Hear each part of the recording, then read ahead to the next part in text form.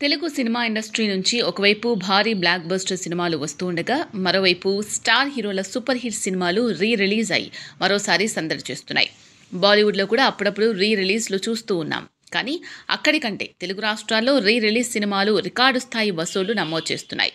మహేష్ బాబు పుట్టినరోజు సందర్భంగా రిలీజ్ అయిన మురారి ఏ స్థాయి రెస్పాన్స్ వచ్చిందో అందరికీ తెలిసిందే.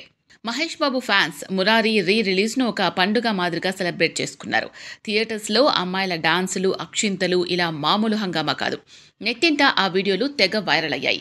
బాక్సాఫీస్ వర్గాల నుంచి అందుతున్న సమాచారం ప్రకారం మురారి సినిమా దాదాపు 5.5 కోట్లు వసూళ్లు సాధించింది.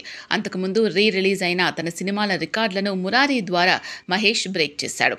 మురారి రిలీజ్ వసూళ్ల రికార్డును బ్రేక్ చేయడం ఎవరికీ సాధ్యం కాకపోవచ్చు అనుకుంటూ ఉండగా పవన్ కళ్యాణ్ ఫ్యాన్స్ గబ్బర్ సింగ్తో ఆ రికార్డును బ్రేక్ చేశారు. పవన్ కళ్యాణ్ పుట్టినరోజు సందర్భంగా సెప్టెంబర్ 2న గబ్బర్ సింగ్ రిలీజ్ అయింది. తెలుగు రాష్ట్రాల్లో ఎడతెరిపి లేకుండా కురుస్తున్న వర్షాలు, కుండపోత వర్షాల కారణంగా విజయవాడతో పాటు ముఖ్య పట్టణాలు, నగరాలు జలమయమయ్యాయి. అలాంటి జడి వానలో రిలీజ్ అయిన గబ్బర్ సింగ్కు మినిమం వసూళ్లు అయినా దక్కేనా అనుకున్నారు. కానీ పవన్ ఫ్యాన్ ఫాలోయింగ్, గబ్బర్ సింగ్కి ఉన్న క్రేజ్ నేపథ్యంలో రికార్డు స్థాయి వసూళ్లు నమోదయ్యాయి.